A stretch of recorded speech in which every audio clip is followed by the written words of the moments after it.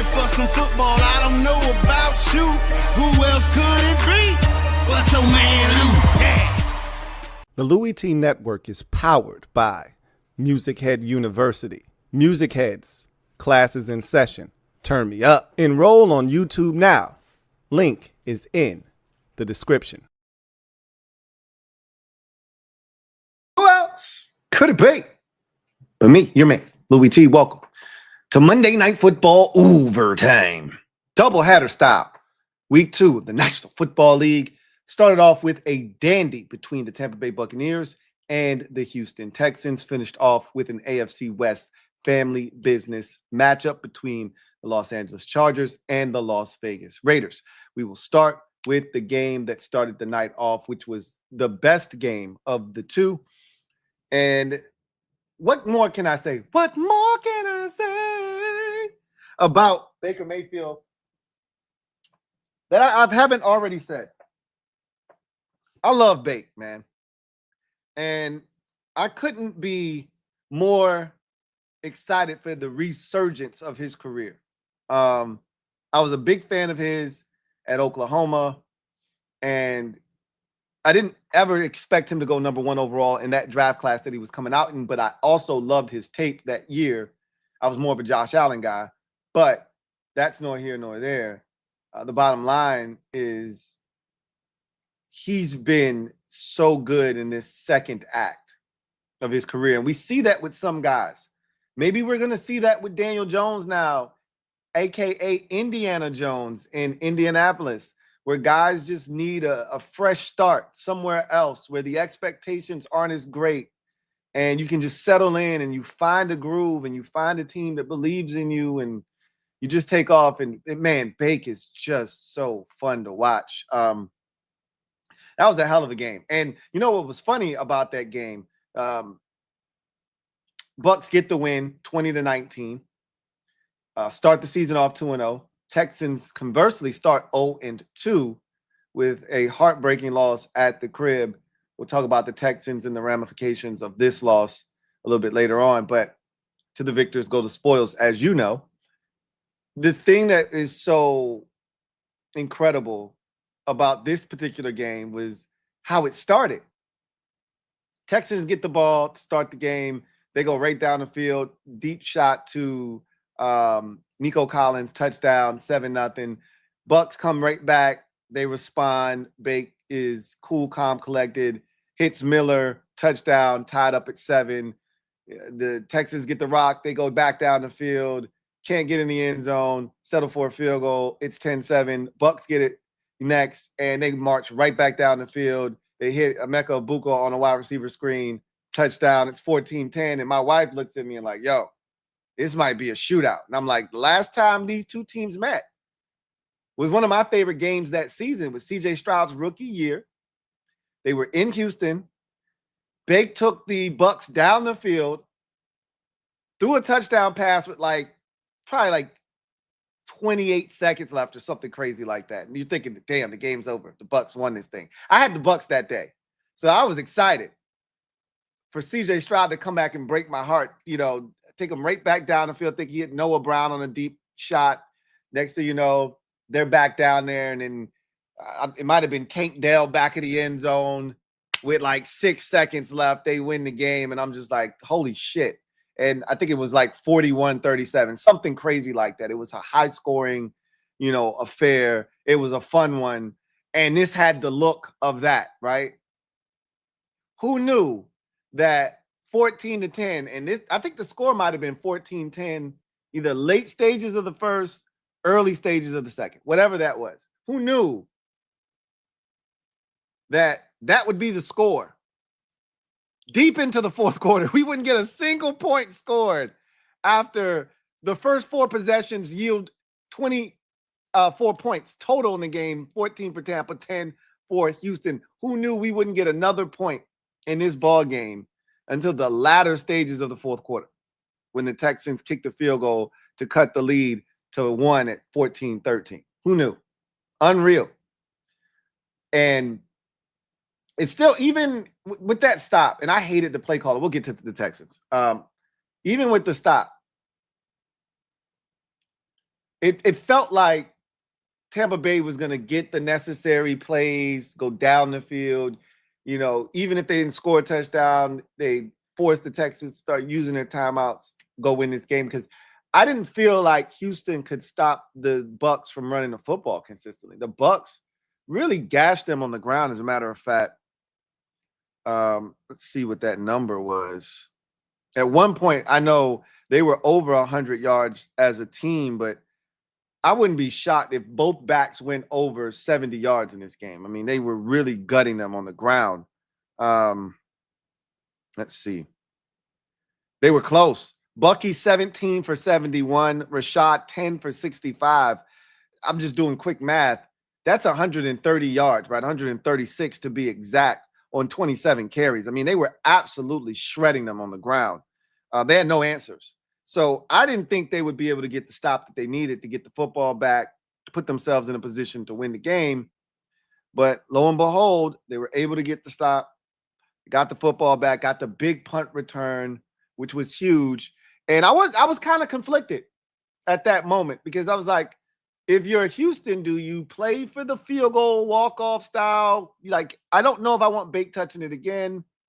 There's still over 2 minutes to go, but again, you get one first down, which, again, you never want to put yourself in a position. It's not like the Bucs had no timeouts. They had all three of their timeouts. So even when Chubb broke off the run, and if he would have slid at, say, the 5-yard line, the Bucs could have used all three of their timeouts, got the ball back with plenty of time. They just wouldn't have had any timeouts. And all they would have needed is a field goal if you don't score a touchdown. Now, if you score a touchdown, now it's tough on them, because they would have needed a touchdown, and they wouldn't have had the aid of the 3 timeouts, which they had in their back pocket. But you can't think about it like that. You get a chance to score a touchdown, you take the touchdown.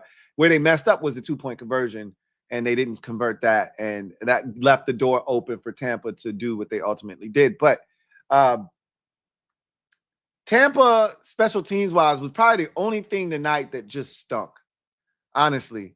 Let me look at the Buccaneers from a team statistic standpoint. I don't think they were great on third downs. They were really good early on third downs. They couldn't stop them. Remember, I think Joe Buck was talking about, the Bucs leading the NFL in third down conversion rate last year, and they were so good. And then they were killing them early. They might have been like 4 for 4 at the time, 3 of 4, whatever. And then they just kind of got stagnant on third downs. Let's see what they ended up. Yeah, 6 of 14. They weren't very good on third downs. They started out the game really well on third downs, but ultimately, I mean, look at this discrepancy in total plays in the game, which leads me to believe that the time of possession had to be off the charts for Tampa. 37 minutes to 23 minutes time of possession. Are you kidding me? It's amazing that this game was even as close as it was. The way that Tampa dominated, it felt like it watching it, right? It felt like Tampa dominated because they couldn't stop Tampa from running the football. It felt like they dominated, but where Tampa really struggled in this game was special teams, right? And that left the door slightly ajar for Houston. Between the block punt, I think that set up the field goal that cut the deficit to 1, I believe, because I think they blocked the punt and then went 3 and out and didn't even gain a single yard, but that set them up in a position to cut it to 1. And then the punt return put them in position to score the touchdown that ended up giving them the lead. So the Texans really didn't do shit on offense after the first 2 possessions of the game. It was really Tampa's defense that suffocated them. And in the run game of Tampa Bay that kind of controlled the offense, they just couldn't finish drives. They could not finish drives. They couldn't stay out of their own way. And Baker took some sacks, but he also broke their back. I broke my back. He also broke their back with that big run on the So let's set the scene. Let's set the stage for what Bake did at the end of this game. This is why I love Baker Mayfield. The game's never over with him. He's one of those guys, I would say in the NFL right now, top 5 of guys I would take in a critical situation, down 4, needing a touchdown, needing a score, one timeout, got to drive 70 yards with 1 minute and 21 seconds left. Like, Baker Mayfield is top 5 in the league of guys that I would take in that situation. There are not many guys I would take ahead of him. He did it last week against Atlanta. He did it again tonight against Houston. 2 big road victories to start the season off. If you're Tampa Bay, you're 2-0 for the 4th straight year. You're 2-0 to start the year off. 8 straight wins in the first 2 weeks of the season. It's the longest streak of any team in the league. Shout out to Todd Bowles, who doesn't get enough respect, even amongst his own fans, for finding ways to get it done. So this game looks like it's about to be done. So after the punt return by the rookie, Jalen Noel, Nick Chubb breaks off a touchdown run. They were struggling to run the ball all night, and they finally rip off a run, score the touchdown. They go for 2. They don't get it. They're up 19-13. And I'm saying they're going to lose this game.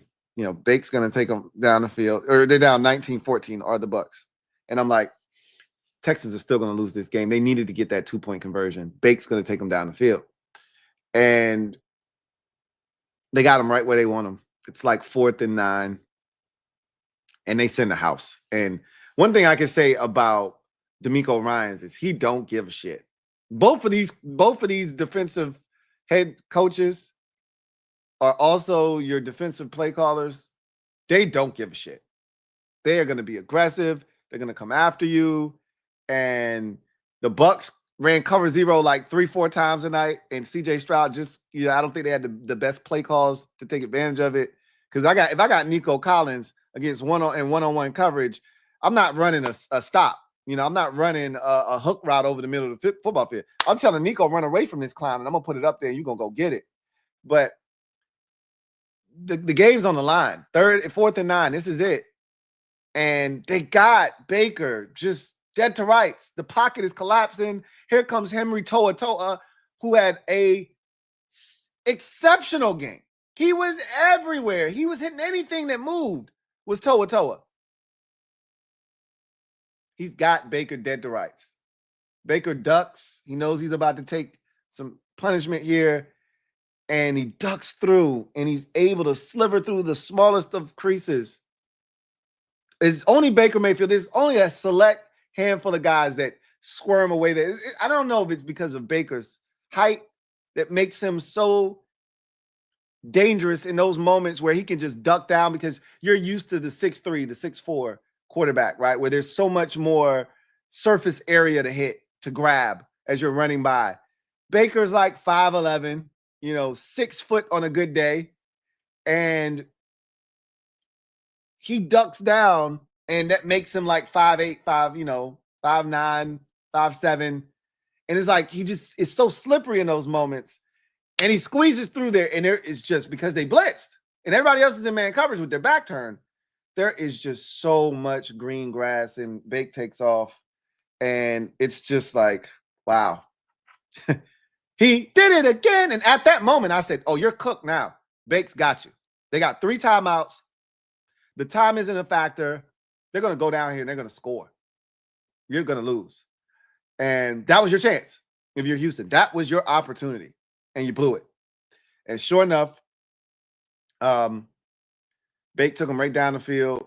A dot to Mike Evans, another dot to the tight end, Otten down to like the 2-yard line. And now you got them by the balls, because I think at that time they let the clock run all the way down to like 9 seconds because they could. And they had 2 timeouts, so they could still run the football. So everything was still at their disposal. If they wanted to throw it, if they wanted to run it, it didn't matter. They still had 2 timeouts. And again, I talked about it the entire night. The Texans couldn't stop them from running the football. Didn't matter who the back was, whether it was Rashad White or it was Bucky Irving. They couldn't stop the run. So Rashad White had been the real hammer in the second half. So they gave it to him, and he bulldozes his way into the end zone. They take the lead. They go for 2. They don't get it. It doesn't matter. They win the game 20-19. And it's just classic Baker Mayfield. He's done it 2 weeks in a row now. Even though last week didn't result in like a walk-off victory in the same kind of fashion and manner that it did this week. When they had to have it last week against Atlanta, he delivered and put them up. And Bake's just different. And in those moments, when it's his best is required, you get the best of Baker Mayfield. And I'm not sure, like when we make lists of the best quarterbacks in the league, I'm not sure that his name comes up where it should. Because when I'm thinking about the best quarterbacks in the league, I think Baker Mayfield is in the top 10. And I'm not sure if every list that you comprise has Baker Mayfield in the top 10. And there are some quarterbacks that I probably would take him over, that people probably have ranked higher on their list. I just give me Bake, He's so good, man. And I've said this already, and people scoffed at it when I said it. The Buccaneers have the best receiving core. And keep in mind, they still don't have half of that receiving core healthy right now. They're going to get those guys back at some point. So you look at what they have. They don't have what is he, a second-year receiver out of Washington who's injured, and they don't have Chris Godwin. And they still have Mike Evans and Emeka Egbuka. And if you want to sprinkle in the Miller kid, or you want to sprinkle in his ex-teammate at Oklahoma. I don't know why I can't think of his name, but he used to play for the Giants. Damn, I can see his face. Can't think of his name. They got all these receivers, just wealth of talent around Baker Mayfield. The running backs were awesome tonight. We know what Bucky Irving is. You forget about Rachaad White so easily, but he can be dynamic when he wants to be. I like their tight end position. That's a dangerous team. Defensively, I worry about the cornerback position. They held up tonight. The biggest issue they've had, you can't run on them. Like, that's something that it's just tough to do because of Vita Vea and how stout they are up front. But their issue has been getting consistent pressure on the quarterback. They lost Kalijah Cansey tonight. That could be a big blow. I don't know what actually happened to him, but he left the game and he did not return. Don't know his status moving forward, but that's a big blow because he's one of the more dynamic guys up front. But adding Hassan Reddick helps that group. And I thought that they were really active up front. And maybe that's a byproduct of Houston's offensive line just not being very good, because CJ Stroud was under duress tonight. And Todd was sending pressure too, though. Like I said, both of these coordinators throw caution to the wind. Both of these head coaches throw caution to the wind. They're coming after you and they don't give a shit. And you got to figure it out. And if you can't show them that you can beat the blitz, they're just going to keep doing it over and over and over again. And Stroud wasn't beating the blitz tonight. So they just kept sending pressure. And he kept struggling with it. Credit to them for continuing to keep their foot on the gas pedal and really harassing CJ Stroud all night.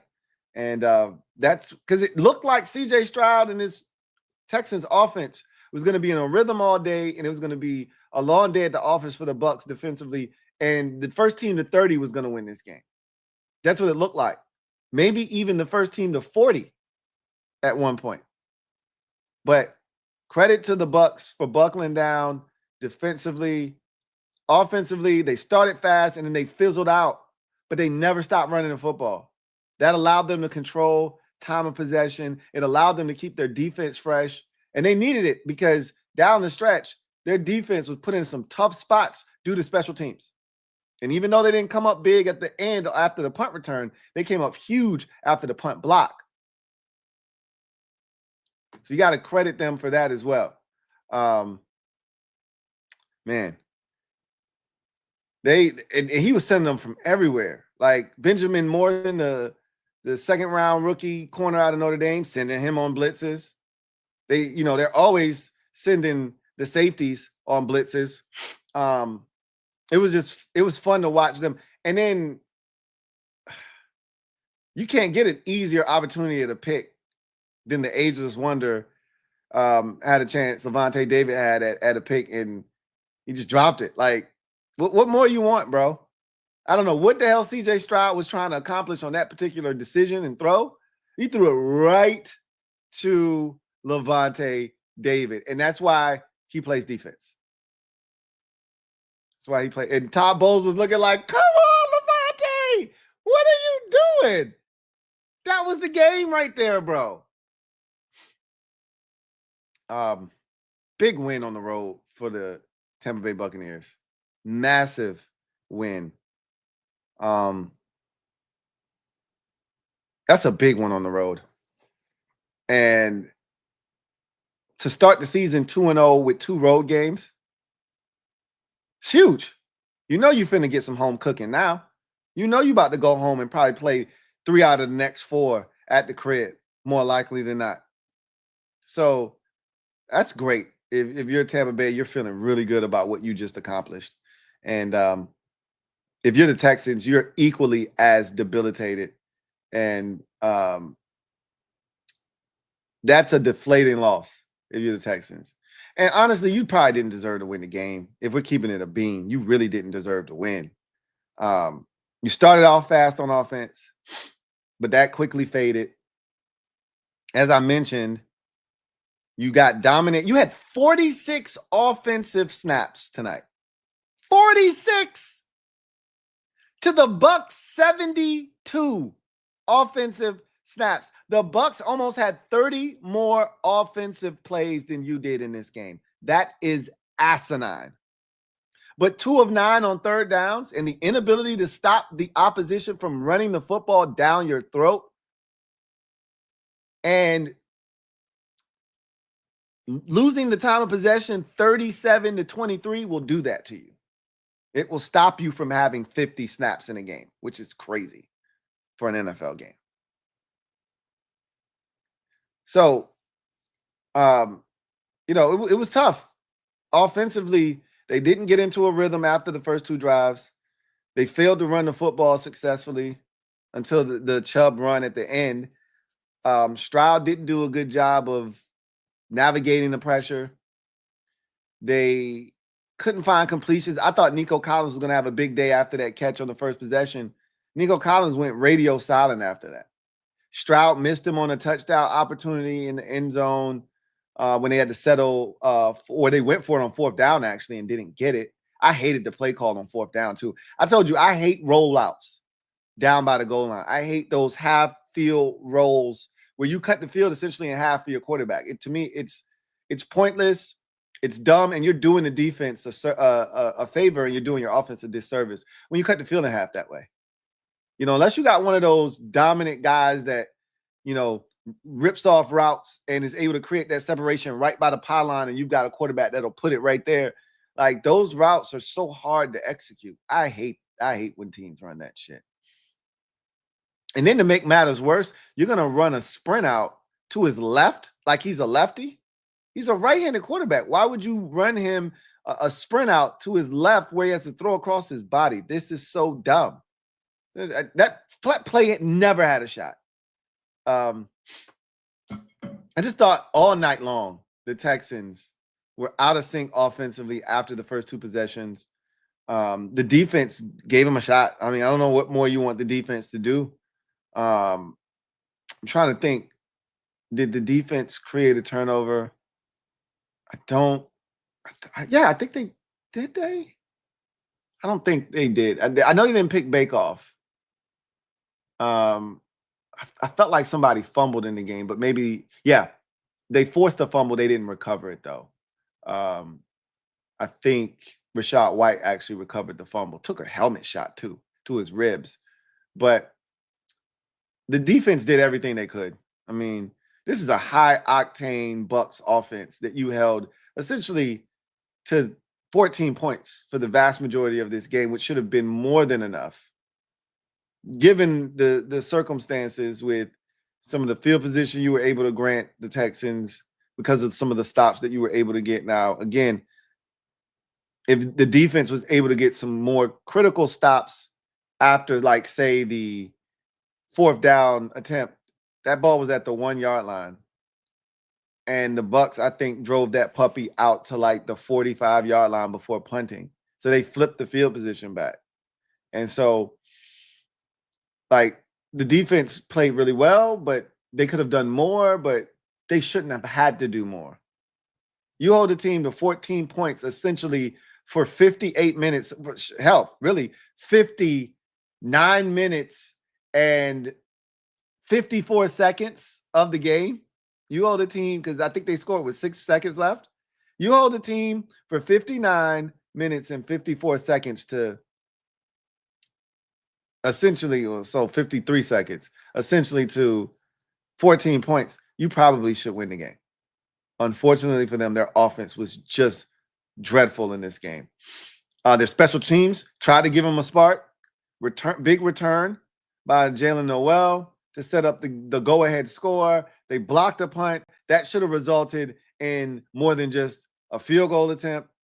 But again, they just couldn't get it going tonight. And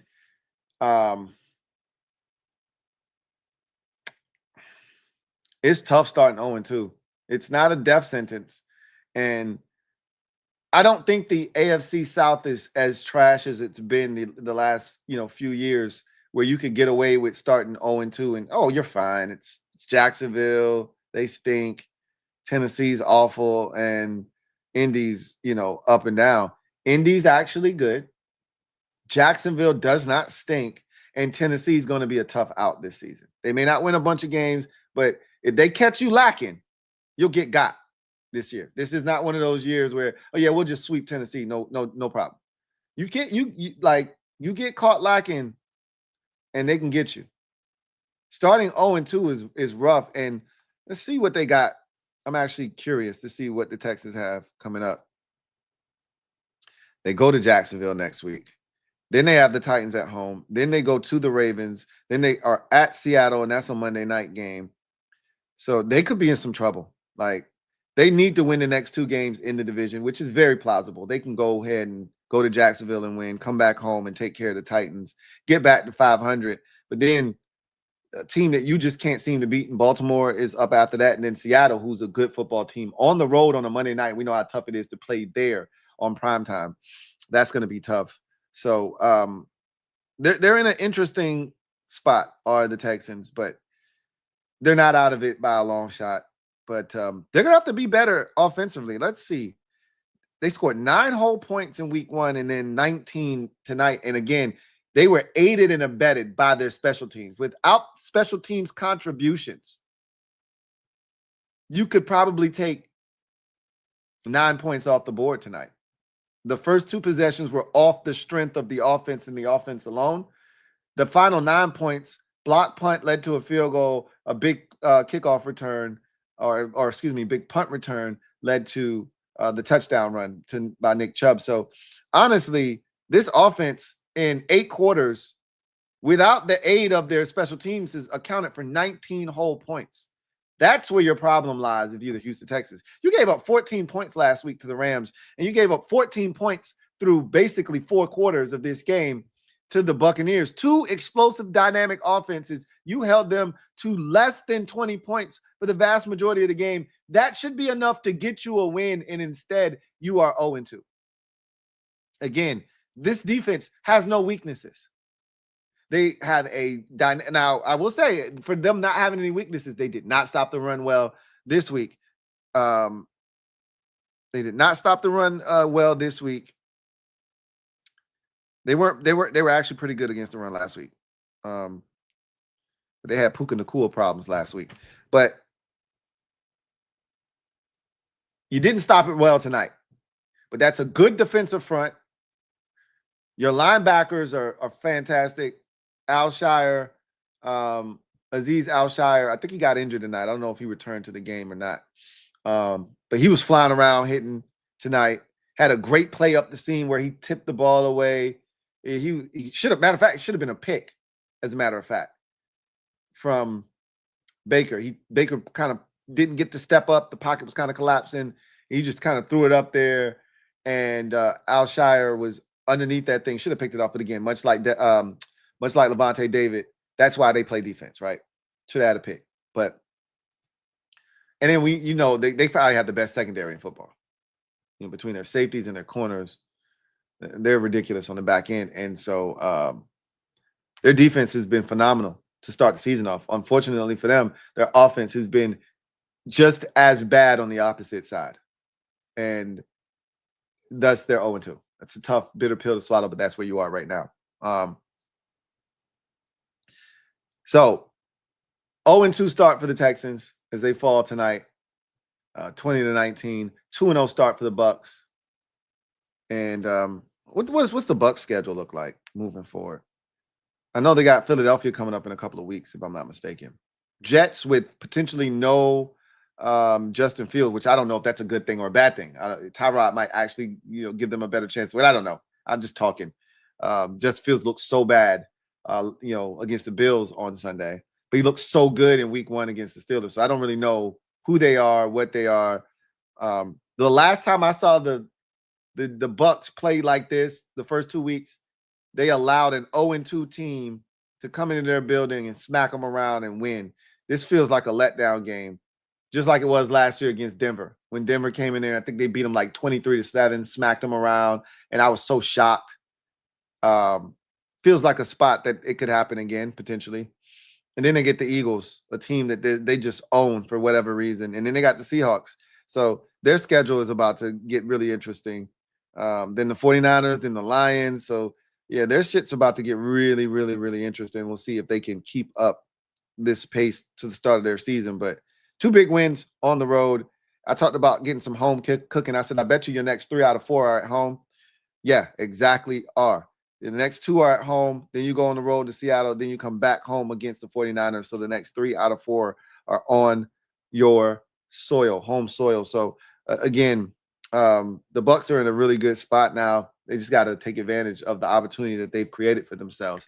Maybe they could run away and hide in that division. Carolina's going to struggle again this year. New Orleans stinks. We know they're one of the worst teams in football. And Atlanta's off to a 1-1 start. But offensively, they've struggled this season, have the Falcons. So, red zone was anemic the other night. So, and you've already beaten them once in their building, no less. So this could be really interesting if the Bucs can continue to play the kind of football they start off the season playing at 2-0. Texans, wow, 0-2. Got to dig yourself up out of the hole. And now with the Colts playing good football and at 2-0, you're in a really tough spot. The nightcap, Raiders, Chargers, AFC West, family business. You know how the family do it. I mean, honestly, I expected a better showing from the Raiders. I did. I didn't think they would win the game, but I expected a better showing. Geno Smith was horrid tonight. That's as bad as I've seen Geno play probably since he was a Jet. Like, it was that bad tonight. This was Geno. Oh, Geno. Oh, no. We went back to that Geno tonight. That's not the Geno that I've come to know and love over the last few years. That ain't they wrote me off, but I ain't right back Geno. That was the IK Impanali punching it, Geno in the face, Geno, back in his Jet days, getting his jaw broke by his own teammate because he was talking shit, Geno. I don't know what the hell that shit was. I don't know if the cornrows was too tight tonight. I don't know what that was, but Geno was flummoxed. And you know what? You gotta give credit to that Chargers defense. My God, today they're really good on that side of the ball. And there's some guys that just get it. That I'm starting to really realize, like, hey, your coordinators are like that. The Chargers defensive coordinator, his name escapes me right now, came from Michigan with Harbaugh. They was like that last year. They had the #1 scoring defense in the NFL last year, and they just picked right up where they left off. They're one of 2 teams that haven't given up a first half touchdown this season, the other being the Packers. And Jeff Hatley, I just learned who he was this Thursday. I know his name now, though, after what he did to my team. And they're really good defensively. And they just make everything tough. It felt like Geno was going up against 13 or 14 defenders because it felt like he never had anywhere to go. It's not like they were applying immense pressure on him either. Jesse Minter. Thank you, Jeremiah. Jesse Minter. the defensive coordinator of the Chargers. He's so good. And they just keep everything in front of them. They make it tough on you. They were able to like not allow Geno to feel comfortable scrambling around. They kept him kind of bottled up so he couldn't escape and run for, yardage. A lot of times he ended up running backwards and, just doing some stupid Geno Smith shit. Geno threw 3 picks in this game. He easily could have thrown 5. It was that bad. Easily could have thrown 5. Justin Herbert, really good again. And you know what? I thought week 1 was sort of an aberration. Like, they were playing the Chiefs. They wanted to come out, make a statement. They knew they were going to have to score some points, be aggressive. So they turned Justin Herbert loose for one night. If only for one night. I thought they turned him loose for one night.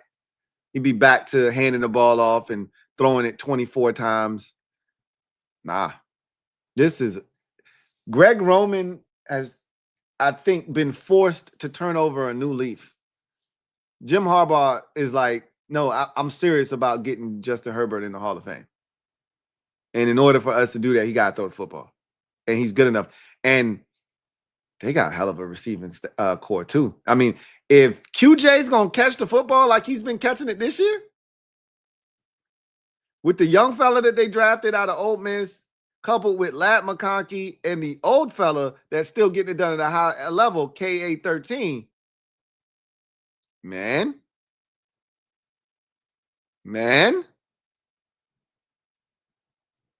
that's some, they got some shit out there, man.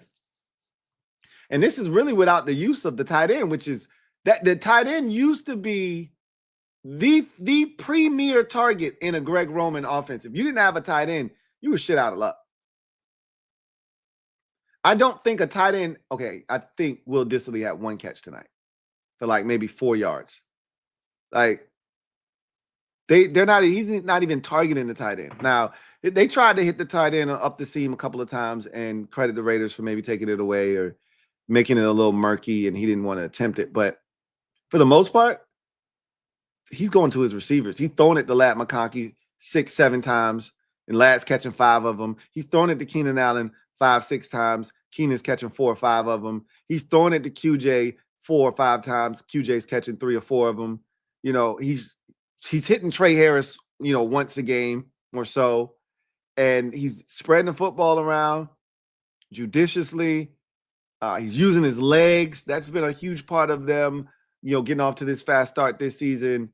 And he just looks good. He looks like that quarterback that everybody wants to put as the 6th or 7th best quarterback in the NFL. He looks the part right now. He's playing with an abundance of confidence. And they should have scored 30 tonight. They left some points on the field, for sure. Had Ladd McConkey on a deep over route, would have been a touchdown. Similar to the QJ play. Almost felt like they came back with a similar concept and just flipped the side of the play and got the same result that they would have gotten had he just hit Ladd McConkey, who was coming open. And he had the time to survey the field and see Ladd, coming open, but he just, he went elsewhere with the football. Herbert was locked in again tonight. He should have thrown a pick. He threw the ball right to Jermaine Pratt. And the Chargers still be chargering, though, right? Like, they should have won this game comfortably. They gave the Raiders way too many opportunities to, like, just hang around. And if not for Geno Smith and his assery tonight, this is a much closer game, and they would have had, some real game pressure on them at the end instead of being able to, win this thing comfortably with, a first down at the end and knees in victory formation. They would have had to actually go out there on a 3rd and 6 and have Herbert find Keenan Allen sitting down at the sticks, or find Ladd McConkey on on an out route or a comeback or something. They would have had to actually convert in an 8-point game, 1-score game, 5-point game, with all the mistakes from the 4th down that they went to that wasn't executed well. They gave the Raiders great field position. Geno throws a pick. Or the fumble by Amari Hampton, great play by Max Crosby, and they don't get anything out of that because they go for it on 4th down, and Geno takes a sack, which you just can't do in that situation. I mean, one play, Geno takes a sack. Another play, Geno scrambles for 15 minutes and then just throws the ball to nobody. I'm like, Geno, what the F, bro? But they had him flummoxed. And again, credit to Jesse Minter. They lost Khalil Mack. I think he broke his forearm tonight. Like, we all saw the play. Your arm is not supposed to bend in that manner, that violently, with that kind of collision. That's why football is a collision sport, not a high contact sport. It's a collision sport. And he collided with a teammate at a high rate of speed, and his arm got trapped, and it's not supposed to go that way. So I don't know if it's his forearm, if it's his elbow, if it's his wrist. It just didn't look good. And obviously he didn't come back in the game, but they still took care of business. And they're going to be a really fascinating team to watch, because as much as I want to believe what I'm seeing, I'm still in the back of my mind going, you're still the Chargers. You're still going to find a way to charge her. And maybe this year's different. Maybe this year's different. With Herbert being healthy, he's got to stay healthy. But with him being healthy, using his legs, being really surgical with the football. I mean, he was dissecting the Raiders' defense. I don't like the turnovers. I don't like them failing on 4th down. I don't like them getting all the way down to the 3-yard line and can't get the ball in and having to settle for a chip shot field goal. These are things that bother me in a game that you dominated. You should have won this game 31-9. Instead, you win 20-9, and it easily could have been 20-15, 20-12, and this could have been a much closer game with more game pressure on the Chargers. But, again, Geno Smith was just horrible today. Horrendous. Again, credit that Chargers defense. First, Aloy Gilman was spectacular tonight. The first play of the game, he jumps a seam route, deflects it, it gets picked off by Deion Henley, who they didn't know was going to play tonight or not because he was under the weather. And it's just like, damn, we setting a tone like that. And I didn't know at the time, but that was Geno Smith setting the tone for what the night was going to be. Just an absolute shit show for him and a mess of a game. Tied his career high for the most interceptions he's thrown in a game. And again, Geno's been one of the most accurate passers in the entire National Football League over the last 3 years. He's been really efficient and effective throwing the football. He really was pressing tonight. Really was pressing. And again, credit the Chargers defense for making him feel so uncomfortable, taking advantage of mistakes. Derwin James, every time I see Derwin James as a Commanders fan, I think about what could have been. How we passed on him and how he could have been a Commander. And we probably would have effed him up. He probably would have turned into Landon Collins in this league if he would have been drafted by the Redskins instead of the Chargers. We probably would have found a way to make him ass. But I always think about what could have been, what should have been. And then you see him making these plays and you see the type of leader he's turned into, and you're just like, boy, we could use one of those chess pieces. That he's running twists. He's running games with Khalil Mack to help him free up to get a sack. Like, this man is running step for step with a receiver up the seam, deflecting the football away and leading to a pick in the end zone. And for all you Commanders fans out there who looking at Geno Smith like food, you know damn well we don't eat like that. So cut your shit.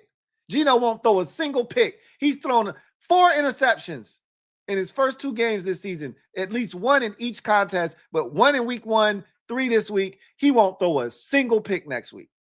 Not one. Get that shit out of your brain right now. I'm not telling you he's going to carve our defense up because their offensive line is ass. And I think we really can shut down Genty. I think we can apply pressure to Geno. The problem is guys are going to be open. So even if he's under duress, he's going to find somebody to get the football to. We don't play zone coverage the way the Chargers do. We don't attach ourselves and plaster the receivers in zone coverage. We don't match guys well. He'll find open targets. He'll find people to get the football to. That's the difference. We don't have ball hawks and a Louie Gilman. Find me a guy on the Commanders team that's going to jump a route from the safety position and lead to an interception. Find me a guy because we don't have one. Not that I've seen. We don't have a guy that's jumping anything like that. So, yeah, Geno was ass tonight. Don't expect him to be ass like that against us. But I do think we can shut down Genty. I do think we can make them one-dimensional. And I do believe that we can get to Geno and make him uncomfortable. I just don't see him offering up anything for us to take away because that ain't what we do. But I wouldn't be shocked if we do. But I don't see it happening. No, don't get your hopes up. So big win for the Chargers. That's crazy that they play the Broncos next week. So they're going to start their season off with 3 straight divisional tilts. But if they win all 3, which they have a chance to do, it'll have them sitting pretty in that division. 3-0 in the division with a win over each team in the division. With the Chargers starting 0-3 or 3-0, if they win, the Chiefs starting 0-2, they should beat the Giants and get to 1-2. And if they beat the Broncos would then be 1-2 because they had the heartbreaking loss to the Colts. Excuse me. On Sunday, they could be creating some real distance within the division. As the Raiders, they're not going to be very good. They still got work to do as a football team. They'll sneak some teams throughout the course of the season, but they're not a really good team yet. And you got to understand, Pete just got there. Give him some time to turn that shit around, get some more players in there. They got an old-ass roster, too. A bunch of guys that are trying to resurrect their careers and shit like that. So, honestly, it should have been a lot worse if you're the Raiders. Man, Geno was bad tonight. I really think you should have run the ball with Ashton Genty a little bit more tonight. He was having some success. And I think you got away from Genty too early. The game was really within reach for most of the game. I thought you got to, even when the defense got the stop to keep it at 20-6, the only thing that sucked, I thought Chris Fowler made a great point. You can't have a 18-play, 11-minute drive, however long the shit was. It was ridiculously long. You can't come away with a field goal. At that point, I'm like, what does a field goal even do for you? You're not getting that many more possessions. But as it turned out, which we didn't know in the moment, that field goal would have been a great play if Geno wasn't, doing stupid shit with the football, because you were in position for at least a field goal to cut it to 20-12 after they went for it on 4th down and didn't get it. You were in position for a field goal there. And then Geno throws it into double coverage in the end zone and gets tipped and then picked off by Dante Jackson. And then then Max Crosby forces another fumble. And at that point, you need a touchdown because you didn't get the field goal the last time. So this game could have been totally different if Geno wasn't as-tastic. But I also think the Chip Kelly, which is why Chip Kelly doesn't work for me. Chip got away from the run. Chip never was really interested in running the football in this game. And I thought Genty was starting to really get into a rhythm, and he never really gave him a chance to fully, get into that rhythm. He was just getting lathered up, I felt like. He was running hard tonight. And with no Khalil Mack, who's one of their best run defenders, I thought there was an opportunity for them to really, get after the Chargers up front. and they didn't do it. And Geno wasn't going to do it, and the short passing game wasn't working.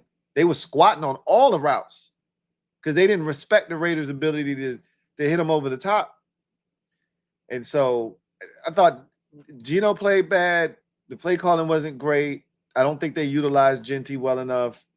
The defense, albeit not a terrible performance, you only give up 20 points. You really were getting gashed. Like, Herbert was really doing whatever he wanted to do.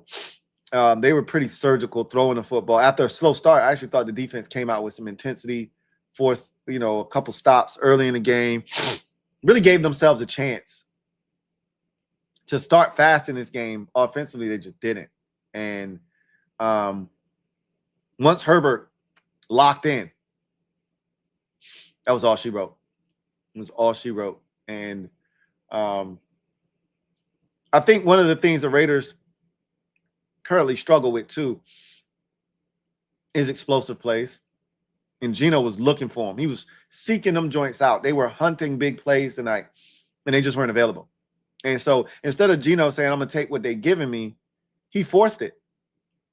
And that he threw 2 interceptions. One of them, okay, fine. It acted as a de facto punt. It was like 3rd and 9 or whatever, and you were going to have to punt if you didn't complete the pass. So I get it. But that was in the double coverage. It got picked off. The one in the end zone where you was down 20-9, which would have given you a chance to cut it to a 1-score lead. You can't do that. You too old for that shit, Geno. He misses the tight end, Brock Bowers, who played through an injury tonight, on a skinny post. Gotta hit him. That's a touchdown. Gotta hit him. Put it right in between the 8 and the 9 on his body. Let him box out the defender. That's a touchdown. And he threw the shit sky high. Sky high. Yeah, it was sky high. He had no shot at that. And Geno was just erratic tonight. Defense gave you a shot in this game. Defense gave you a shot. It wasn't pretty. They didn't get enough stops, honestly, to give you more opportunities, but they gave you enough opportunities. They gave you enough for you to make more of it than 9 points. So shout out to Daniel Carlson, who was probably one of the best players on the field for the Raiders tonight, going 3 of 3 on field goals tonight. But they struggled mightily, did the Raiders, to get Justin Herbert off the field once they got into a rhythm. Let's see. What did the final tally? They did get the red zone stop, which was huge. But it felt like the Chargers were moving the football. Let's see. So the Raiders, it's crazy as this seems, the Raiders were 9 of 18 on 3rd downs, which would explain them winning time of possession. But the 9 of 18 came at a cost. Like, the Raiders had a 18-play drive that took up 11 minutes of the clock and settled for a field goal. Like, Jesse Minter was in his bag like, hey, you can have it. You just going to work extremely hard for this field goal. And they really needed a touchdown right there.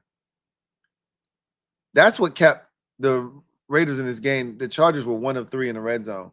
But the problem is they were 0 of 3 in the red zone with the Raiders. So you can't win like that in this league.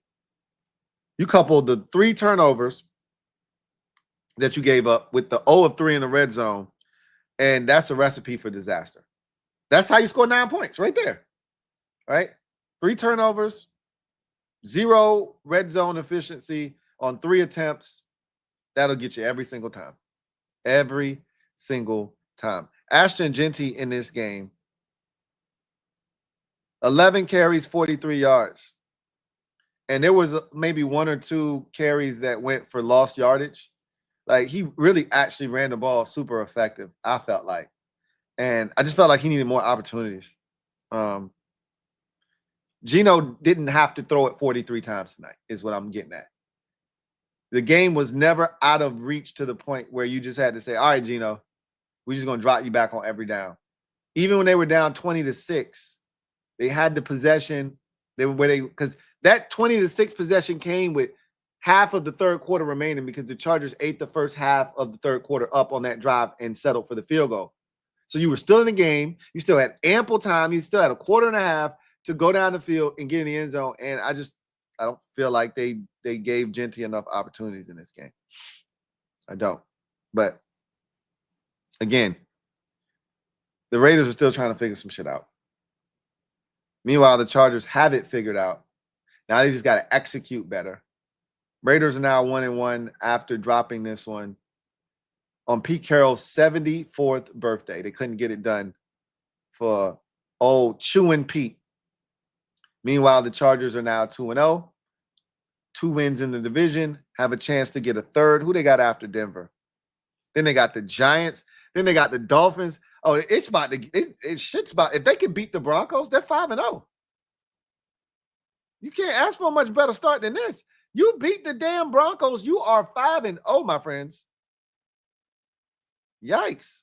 Then you get the Colts, the Vikings, the Titans. Like, this shit is really setting up for you. The Chargers can have the best record in the AFC. I'm looking at their schedule right now. They really can have the best record in the AFC, straight up. Giants, Dolphins, Colts, Vikings, Titans, Steelers, Jags, Raiders, Eagles, Chiefs. Obviously, the Commanders are in week 5. I skipped over them because they were a little bit further up. But so I told the story. It's Broncos, Giants, and then Commanders. Then the Dolphins, then the Colts, then the Vikings, then the Titans. But real talk, if they beat the Broncos, they could beat the Giants. They could definitely beat the Commanders too. And then beat the Dolphins. They could be 6-0. I also think my Commanders could beat them and they would be 5-1. But this schedule is set up really nice for them. Is all I'm trying to get at. And they play 2 divisions. One, our division ain't trash, but it's beatable, right? You should be able to beat the Giants. You should be able to beat the Cowboys. If you like that, you can beat the Cowboys. We'll see what we're talking about, but we got a wounded quarterback right now, so we may not be at 100%. Eagles might be the only real challenge in the division. We'll see. I still got confidence in the Commanders. Then you play the AFC South. Again, Colts aren't trash, but they still the Colts, and it's still Daniel Jones. It's still Indiana Jones. The Jags, we'll see what they are. The Titans stink, and the Texans, who knows what they are. They play the Texans the second to last week of the season. Who knows what the Texans are by then? The Texans could be out of it by then. Who knows? My money's on the Texans, getting back into this thing. But you just never know. I just know their schedule is set up for them to have a shot at being, 12-5, 13-4, best record in the conference type shit. So anyway, I digress. Let's get to the skill game. And we'll come back on the other side and get to your comments, and then we'll get out of here on this Monday night overtime doubleheader. Let's get to the skill game, brought to you by Sleeper. The skill game, brought to you by Sleeper. All right. So Sleeper is a fantasy, sports, and real money gaming app that focuses on bringing people together through sports and gaming. Sleeper has become the fastest organically growing fantasy platform in the world with over 6 million active users in 2023. That number has absolutely blossomed over the last 2 years. And so people like myself who are brand new to this platform, I absolutely love it. They've got someone in myself now that is hooked. I'm going to be using this thing every year, and so should you. And I'm going to give you the opportunity to do exactly that. Look in the description of this video and every single video that I do. You're going to find a link there. Click that link, which is going to take you to download the app if the app is available to be used in your state. It's available in over 25 states. So check to make sure that you have access to the Sleeper app and can utilize it. And if that is the case, download the app. Use my promo code LTN to get you 100% match on a deposit up to $100. That's right. 100% match on a deposit up to $100. So if you put in $100, Sleeper is going to give you an additional $100 to utilize on their app. What more could you ask for? And again, it doesn't take much to make yourself a winner. And as I've said to you many a times before, say it again, you can turn every day into payday here on the Sleeper app. Let's take a look at I've been on I'm cold right now. I'm on a nasty losing streak. I'm going to get my life together though. Don't worry. So tonight I made 7 picks on the Sleeper app. And what I really had intended to do was take about 3 or 4 picks from the first game, 3 or 4 from this game. And I think I would have hit if I would have done that. But I forgot that game started at 7. So that game got underway. And you can make in-game picks. But I wasn't feeling the in-game thing. I wanted to hit mine before the game started. So I was just like, I'll just make all the picks with the Raiders game. But that was tough. And I ran into some challenges. And I thought about taking Geno Smith throwing an interception, but I was like, I think he's going to stay clean tonight. But I said, if they're going to win, which I knew they weren't, but I said they're going to be behind. Geno's going to have to throw the football. He's going to throw for over 225 yards. That was the thought process behind taking Geno Smith plus the 225, right? So I thought he would have more than 225 yards passing. He did not. He had 180, so he struggled. I had Keenan Allen, 4.5 receptions is where it was set at. I said more. He had 5. I knew he would be a target. I watched them last week in Brazil, and Keenan Allen was a guy that he's so comfortable with. I forgot there was a rapport there from, when Keenan was there before, and they picked right up where they left off. So he's a guy that Herbert genuinely trusts in those big moments, 3rd and 4, 3rd and 6. Got to have it. You saw him go to him in the end zone. So I got that one right. I had Herbert for more than the 1.5 touchdowns they had it set at on the Sleeper app. I knew he was going to throw more than that. I said he's going to throw at least 2 touchdown passes. He did exactly that. So I hit on that one. Daniel Carlson, I love the field goal kickers, right? Field goals made for both kickers was at 1.5. I said both of these teams are kicking 2 field goals, and they both have really good field goal kickers. And, every time they hit a 50-yard field goal tonight, my heart it broke even more because I'm listening to all these commentators talk about how easy these kickers are making it look. And I got a bitch ass kicker who can't make a 50+ yard field goal. So, it stings when you're seeing these guys make it look effortless. Everybody else's kicker, the kicker of the dicker is 94 of 100. His first 100 field goals, the highest field goal percentage. Shut up. I don't want to hear that shit. I can't find a kicker over here. You telling me this guy only missed 6 kicks his entire career out of 100 kicks? Leave me alone. I didn't ask for that. But both kickers made over the 1.5 that it was set at. I had taken more on both of them. Carlson made 3, Dicker made 2, so I hit on both of those. And then I got greedy with the Genty multiplier because I was going to take Genty for less than, I think he was set at like 62.5 yards rushing or whatever. I was going to take the less on that.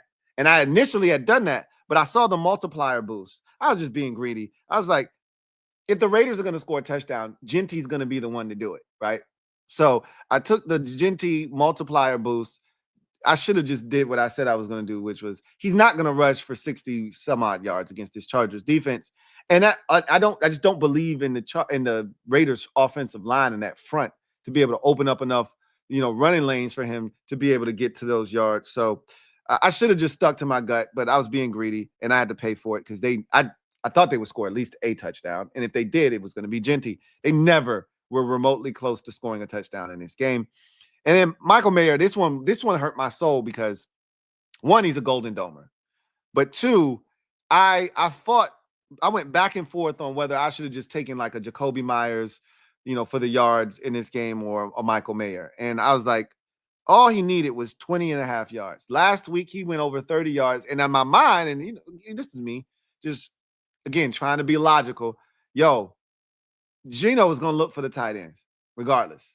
And against the Chargers defense, is going to play zone coverage, keep everything in front. He should be a very popular target tonight.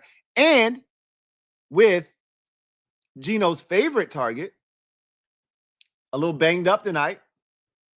Maybe, just maybe, there will be more opportunities for Michael Mayer because of Brock Bowers' situation. Not the case. Not the case at all. He had 2 targets. He caught both of them for 9 yards. He just wasn't in the game enough.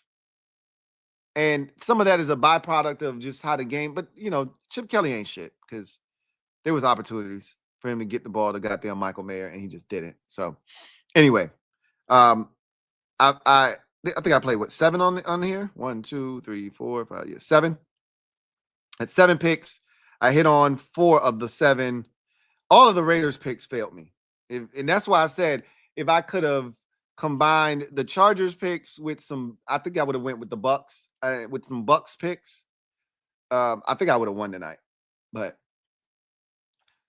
this is what happens. I had a doubleheader. I had an opportunity to take advantage, and I blew it. I screwed the pooch. So shout out to Sleeper, though, for giving me an opportunity to continue to try to win some money. You can win some money. And if you're not taking advantage of this Sleeper app, what are you doing? Click the link in the description of this video. Use my promo code LTN to get you 100% match on up to $100 deposit. When you use the promo code LTN, I'm telling you right now, I put $10 down and I had a chance to win $270, $277.90 on 7 picks. And this is what I was trying to show y'all yesterday while we're here. I had a $15 bet yesterday, and I had a chance to win like $300 and something on this with 5 picks. Will Reichert for 1.5. He went and hit 2 field goals. I knew, again, I feel so good with the field goal kickers. That's not for every game, though. Like every game, you're not going to get kickers to make 2 kicks. So you don't just automatically think, oh, it's at 1.5. They should make 2 field goals. Don't do that every game. Every team is not the same. You got a young quarterback making his 2nd career start. They're going to settle for field goals. That was my thought process. Adam Thielen just needed 17.5 yards. I'm like, all I need is 1 big catch. He had a 20-yard catch. Boom. I got it, right? So I felt good about that. Bijan anytime. When is it not a good time for Bijan to have it anytime? Last night, according to the damn Falcons who couldn't find the end zone, that last night wasn't going to be a night. Even though he had 143 yards on 22 carries, he just couldn't find the end zone. J.J. McCarthy, I learned a valuable lesson. Leave anything less alone. I don't care how confident you are in it. Leave it alone. I was confident J.J. McCarthy was going to bounce back from the 1 pick he threw, and he wasn't going to turn the ball over tonight or yesterday. He threw 2 picks. That killed me. My contest was dead right there on the spot. DOA, right there when he threw the pick, and that happened in the end of the first half. So I was done. And then I also thought, like, if they're going to score touchdowns, it's going to be Jettas. Well, again, that didn't happen either. So, and then I'm gonna just give you my other one. I told you I'm on a loser streak, so I need to get all these losses out of the way right now. So let me clear the deck and then start anew for the upcoming week. So again, I love the kickers, man, and Chris Boswell. They'll send Chris Boswell out there for a 62-yard field goal. They don't give a shit. In Pittsburgh, it's just like Dallas, right? You basically get past midfield and you're in Chris Boswell field goal range. The Steelers are kicking 2 field goals a game. You already know that. That was easy money. Like they should set his at 2.5 or at least 2, right? That's stealing at 1.5. If you're gonna, if you're messing with the Steelers game, that's stealing right there. Tyler Warren he's gonna be this year's Brock Bowers. The Bears should be ashamed of themselves for passing on Tyler Warren to go draft Colston Loveland. Not that Colston Loveland's trash. He's not Tyler Warren, okay? They whiffed on that one. He's a dog. And every week he's going to eat. So the 50, I actually went up. The number was at 40 in like 42.5. I was like, nah, give me 50 or more. He got 79 yards receiving, and he's gonna crush it almost every week. Mahomes rushing, like he can't throw it right now, so I know he's gonna run. I think they had a special on Mahomes 23.5. They may not have. I knew he was gonna rush for over 23 yards. So I took that. He rushed for 66 yards. That's the type of time he's been on. I picked the Jets to win. That was one of my upsets. So I doubled down on it like a dumb. Took Breece Hall because he ran so effectively in week 1. And then coupled that with, again, I'm a logic guy, right? So I try to make everything make sense. The Bills struggled against Derrick Henry in week 1 to stop the run. Breece Hall had a massive day in week 1 against the Steelers. Coupled with Justin Fields and his ability to run the football and them having to respect him as a guy could keep it on read option, I just thought Breece Hall would eat. That didn't happen at all. And then I figured they'd get down there, and the hammer is Braylon Allen. So they just needed to get down to the 1 or 2 yard line. They're going to give it to Braylon Allen. He's going to get in the end zone. That never happened. And then Derrick Henry, I just figured, okay, they get down there. They're going to score a touchdown. The stupidest thing happened. They got down there to the 1 yard line. They got cute, tried to throw a pass. I was pissed off because I'm like, you trying to give Lamar a touchdown pass. I just need you to hand the ball to Derrick Henry. They line up after an incomplete pass on first down. They line up on 2nd and goal from the 1 to hand Derrick Henry the ball. And the damn fullback jumps false start. Backs him up to the 6 yard line. They take Derrick Henry off the field. Put Justice Hill. I say, and he never got another shot. So that was just my luck. And then Joe Burrow got injured, so they voided that for me. So I love the fact that they'll void it for an injured player. But ultimately, the 2 Jet guys killed me anyway. I was cooked at that point. But yeah, it was a lot of fun anyway. This is what I said. This is so much fun, and it's only $10, right? I'd be pissed, if I risked $50, $100. It's $10 to win 200. It's $15 to win 300. You spend that on coffee. You spend that on fast food. You spend that on whatever your vice is. Get with it. Get the Sleeper app.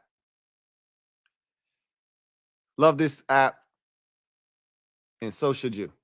Shout out to Sleeper for sponsoring this stream. So let's get to the comment section, and then we'll get out of here. It's already late, and I know a lot of y'all are like, hey, time for me to get the hell up out of here. I got to find my dang on pen. Give me a second. I got to find where this thing went. I need it. He was hiding from me. Got him. All right. Let's see. Got one comment. We'll get to this, and then we'll get out of here. Michael Mason. Thank you for the super chat. Greatly appreciate you. Michael Mason II writes, sup, what the hell was JD5 smiling and talking to the other team? He does that all the time. You act like that's new. I mean, unless you are not a fan of the Commanders or you don't watch their games, then you might not be privy to that information. But he laughs and jokes with the team, the opposition all the time. That's his personality. He's having fun on the football field. Like, I love that he's still cerebral. Don't get it twisted. Not like he out here smiling, keying the game on the line, and he's over here trying to talk to the opposition. No, he's out here having fun, like in between plays. He'll, chop it up with a guy, or, somebody made a play, came after him. They didn't get him. He might say, hey, man, you almost got me or some shit. And they'll be kikiing about that. But look, he's a killer. Don't get it twisted. You've seen his eyes before. He's a trained killer. So don't get it twisted. He's definitely still a trained killer. Anyway, I digress. So that, my friends, is, well, let's see. I got about 10 minutes. More like 5 minutes. Let's see if there's some comments here addressed to me. Take a couple comments and get out of here. Let's see. All right. Sheree says, wanted to ask this on the previous stream, but mid-2000s, mid to the late 20-teens, QBs, Brady, Peyton, Rodgers, Breeze, consensus top 4 of the era.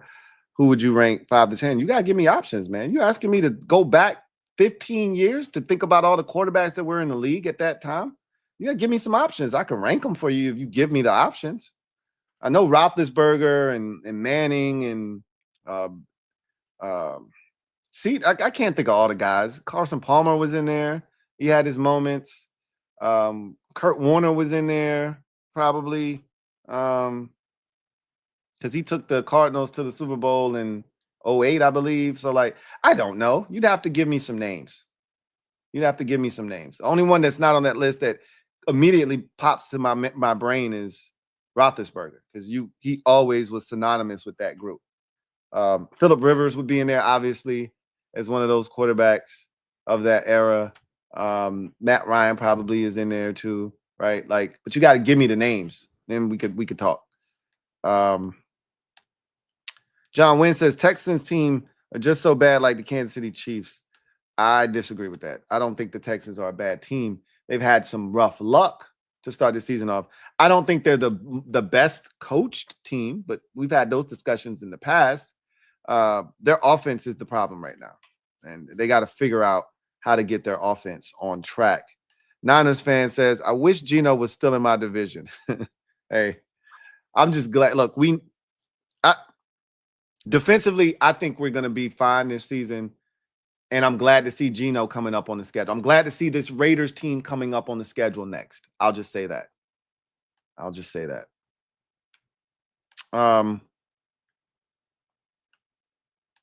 Let's see. Excuse me.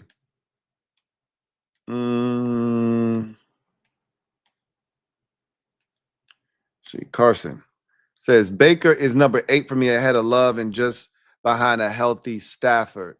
Yeah, he's right up in that area for me. 7, 8, 9. No worse than 9. Somewhere in that neighborhood. I think 8 is exactly where he probably belongs.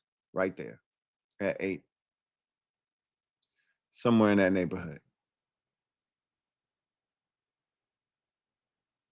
I think you probably got it. Because if I'm guessing, I can't put any words in your mouth. I'm guessing Herbert is somewhere in that 6, 7 range. You said right ahead of Love. So Love would be 9 for you. Stafford would be 7 and Herbert would be 6. That's my guess. You could have Jalen Hurts at 6 or something like that. And Stafford at 7 and then Bake at 8. I think it would be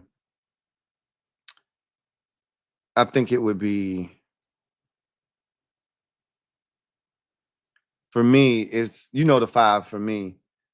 I probably would have. I always go back and forth with Hurts because his situation is just set up for him to. It's on cruise control. Like, I always look at it, and I've told you guys this before. I just always look at like the quarterback conversation. If you're ranking them, who would I take, and in what order would I take them? And I'm not taking Hurts before I take Herbert. I'm not taking Hurts before I take a healthy Stafford. I'm not taking Hurts before I take Bake.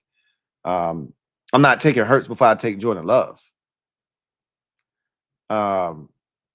So, yeah.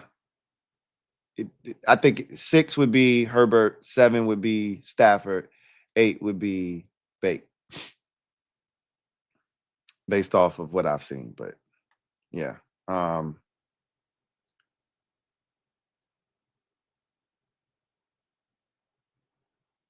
Bake he's something else, man. He's different.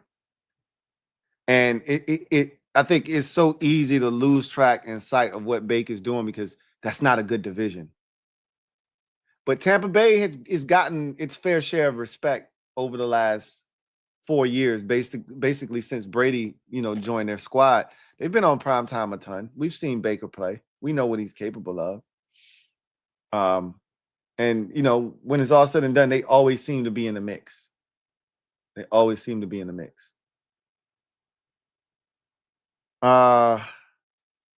Let's see. Sheree says Ben, Rivers, Ryan, Stafford, Wilson, Eli. I would definitely put Ben as 5 in that era. He was winning a bunch of football games. The Steelers were in it every year, just about. Ben would be 5.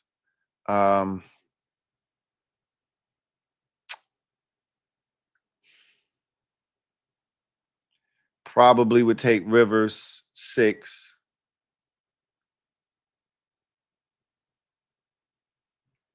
Stafford would probably be probably gotta go Wilson 7, Stafford 8, Ryan 9, Eli 10. That's how I would do that. Ben 5, Rivers 6, Wilson 7, Stafford 8, Ryan 9, Eli 10. That's what I would do with that.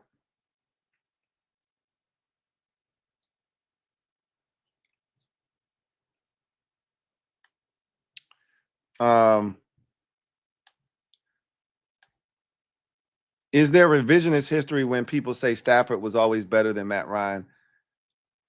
I've always felt like Matthew Stafford was better than Matt Ryan. The problem was Matthew Stafford played on bad teams. That was the problem.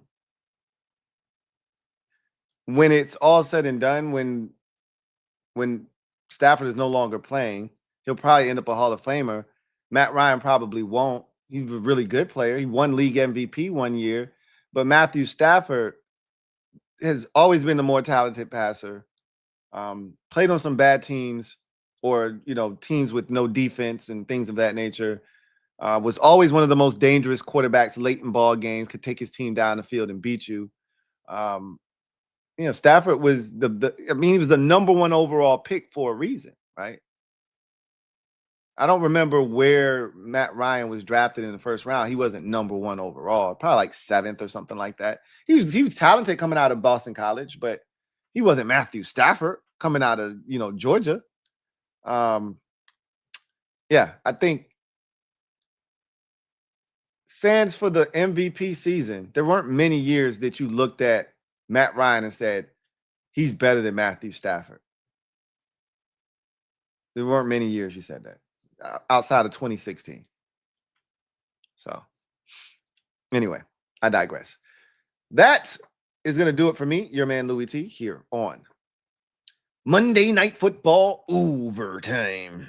Doubleheader. Bucs get the win in the first of 2 with the first of 2 games over the Houston Texans on the road in a thriller, 20-19. Baker Mayfield, he did it again. Late game magic, escapes the pocket on a blitz on a 4th and 9 with the game on the line and runs for like 25 yards. And